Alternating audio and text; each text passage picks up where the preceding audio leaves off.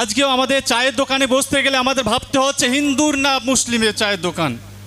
এই রকম পরিস্থিতি ভারতবর্ষের বুকে, যেটা আমাদের জন্য বেদনা, যেখানে বিশ্ব বিজ্ঞানের উন্নতি চরম শিখরে চলে গেছে, তারা চাঁদে যাবে না মঙ্গলে যাবে, আর আমাদের এখানে ঠিক হচ্ছে মন্দির হবে না মসজিদ হবে। এই রকম সরকারকে ধিক্কার।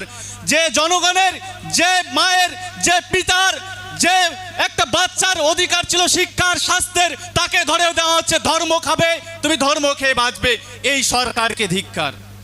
আমরা আজ কোথায় বসবাস করছি?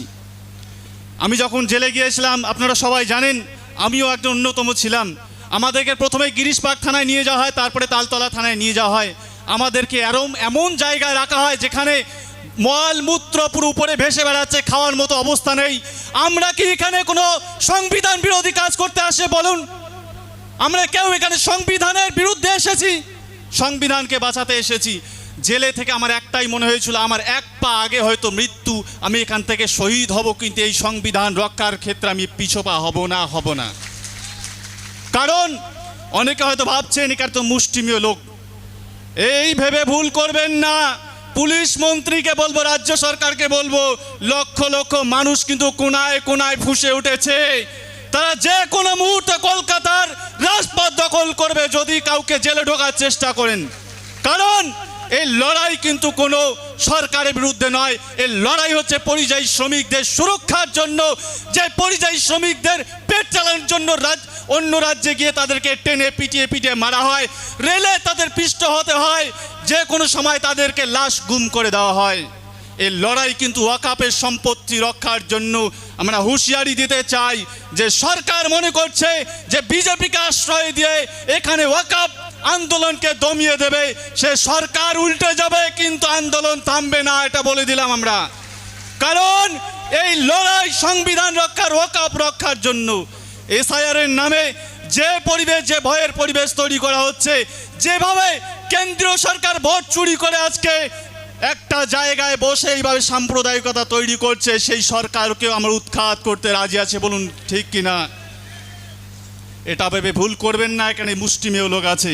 এখানে যারা আছে, এটা ধর্ণা মঞ্চ, আমরা শান্তিপূর্ণ অবস্থান করছি। এই শান্তিকে যদি কেউ বিঘ্নতা, কেউ দুর্বলতা মনে করে, মনে রাখবেন ব্রিগেডেও জায়গা ধরবে না, ব্রিগেডেও জায়গা ধরবে না। বাংলার কোনা কোনা থেকে প্রত্যেকটা মানুষ এখানে জড়ো হবে। বাংলার সরকার উল্টে যাবে, কিন্তু অধিকার আদায়ের থেকে কেউ পিছপা হবে না। বলেন হবেন কি? বলেন হবেন? রাজি আছেন তো? এই ভারতবর্ষের বর্তমান যে চিত্র, বর্তমান যে ছবি, মনে করবেন আপনি যদি দুর্বল হয়ে গেছেন তো আপনাকে জেলে পুরবে। এই শপথটা নিন, জেলে জায়গা হবে না কিন্তু আমাদের লোক কমবে না। জেলে জায়গা হবে না কিন্তু আমাদের লোক কমবে না, বলেন ঠিক কিনা? জেলে ঢুকতে রাজি আছেন? এই দেশের জন্য আধুনিক ভারতকে গড়তে রাজি আছেন? শহীদ হতে রাজি আছেন? ক্ষুদিরাম হতে রাজি আছেন? ভগৎ সিং হতে রাজি আছেন? আশফাকুল্লাহ হতে রাজি আছেন? মীর নিসার আলী হতে রাজি আছেন? তিতু মীর হতে রাজি আছেন? আমরা বাঁশের কেল্লা করেছে, আমরা ছোট ছোট তাঁবু করে হলেও এখানে আন্দোলন করব, এটা কেউ রুখতে পারবে না। এবং পুলিশকে জানাতে চাই, তাদের হয়তো কোথাও হাত পা বাঁধা আছে, তারা তাদেরও একটা পরিবার আছে, ফ্যামিলি আছে, কিন্তু পুলিশকেও তাদের একটা স্বতন্ত্রতা আছে। যখন শুভেন্দুরা প্রকাশ্যে জনগণকে জঘন্য ভাষায় গালিগালাজ করে, শুভেন্দুরা সাম্প্রদায়িকতা ছড়ায়, মমতার সরকার বারবার একটাই বলে, তৃণমূল সরকার, যে এখানে তো সুরক্ষিত আছে, যেটা সরায় যে মুসলিমরা নাকি সুরক্ষিত আছে। আচ্ছা, তাহলে দুর্গাপুরে কাকে মারা হলো?